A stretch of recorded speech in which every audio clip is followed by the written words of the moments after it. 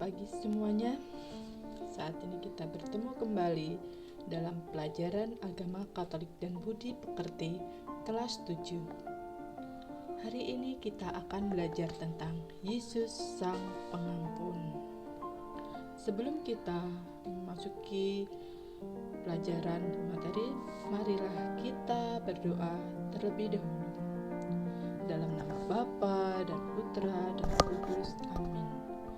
Bapa yang Maha Baik, terima kasih atas penyertaan-Mu kepada kami sampai saat ini.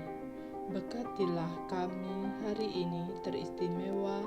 Pada saat ini kami ingin belajar bersama menemukan kehendak-Mu di dalam diri Yesus Putra-Mu, sehingga kami mampu untuk hidup saling mengampuni. Dengan demikian akan terjalin kehidupan yang rukun dan damai. Bukalah hati dan pikiran kami, Bapa, tunjukkanlah kepada kami jalan-Mu dan kehendak-Mu yang harus kami jalani sepanjang hidup kami.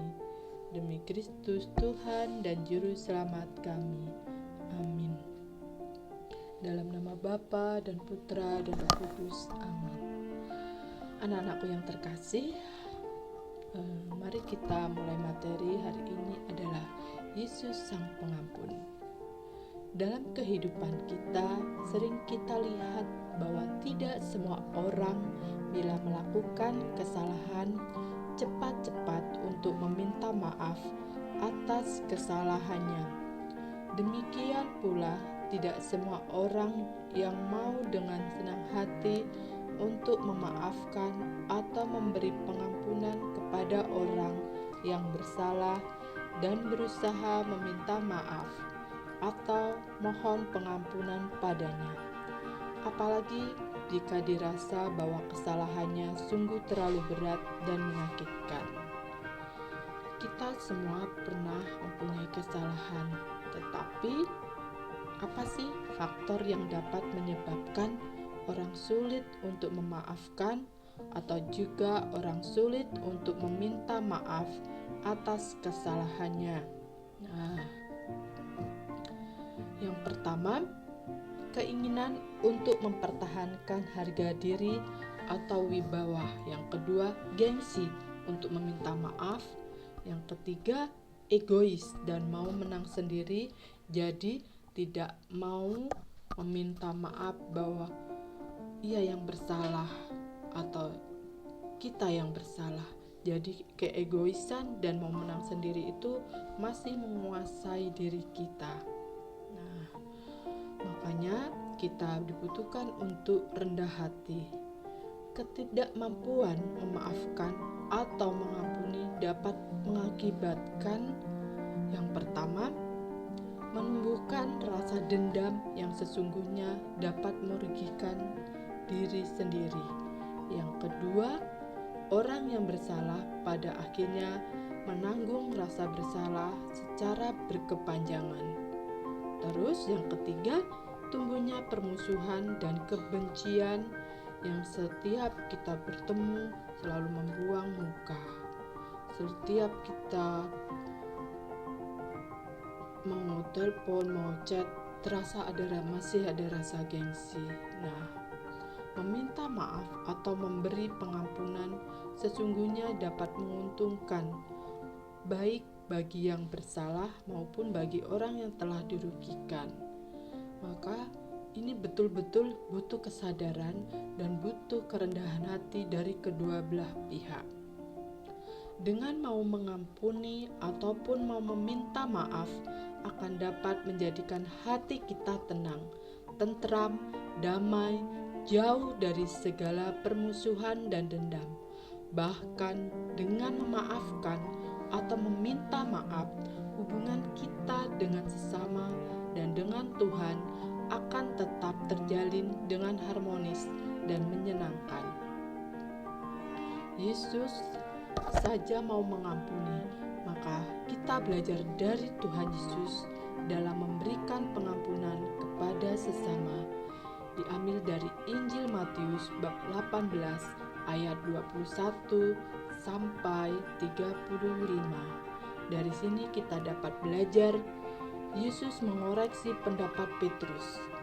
Bukan, Yesus mengoreksi pendapat Petrus. Bukan, aku berkata kepadamu, bukan sampai 7 kali, melainkan sampai 70 kali 7 kali.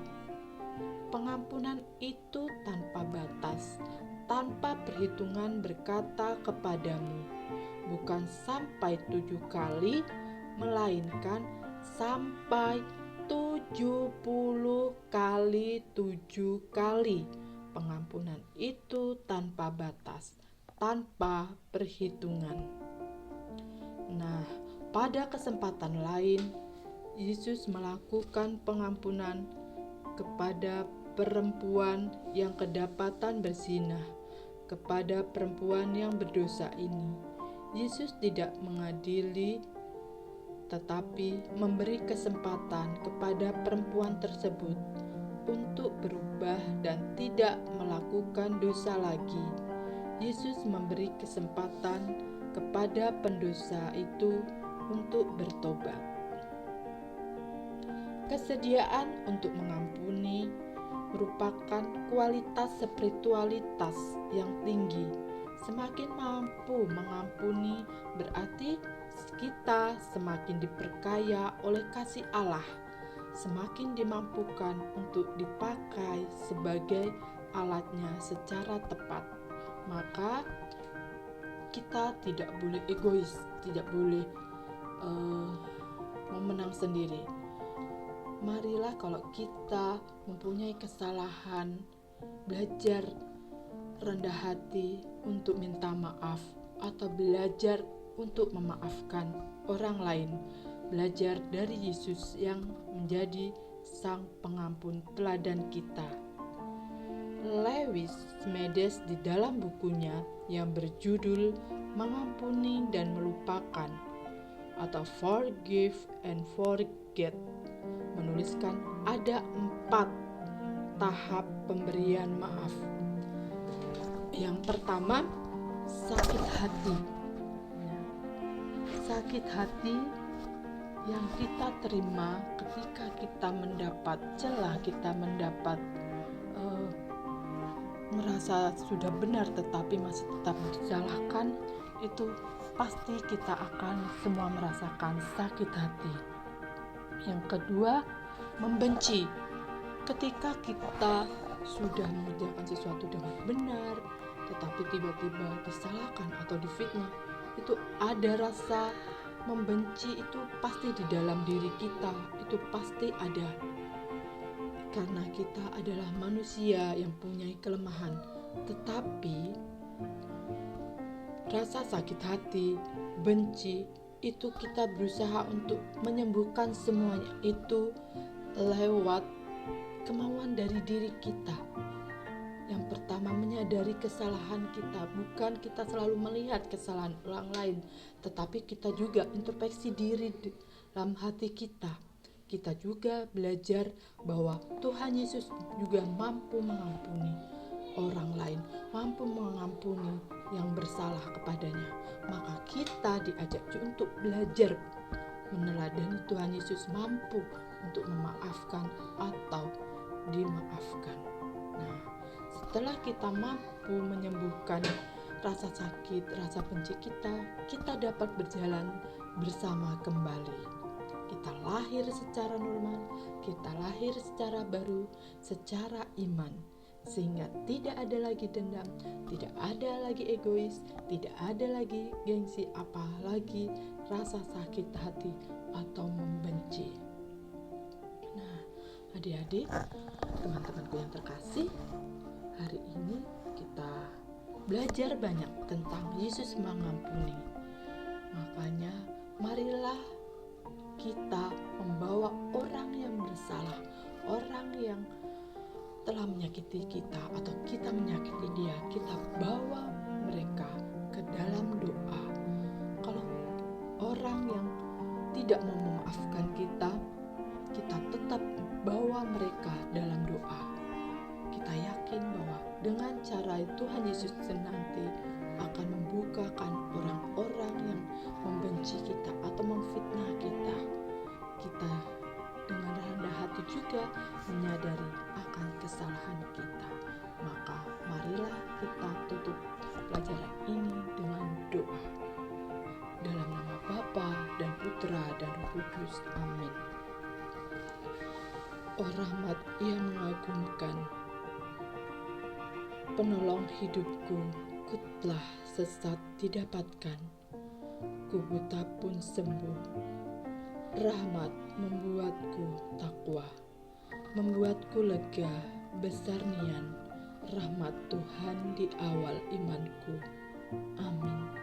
Dalam nama Bapa dan Putra dan Roh Kudus. Amin. Terima kasih anak-anakku, dan selamat untuk kalian. Tuhan memberkati.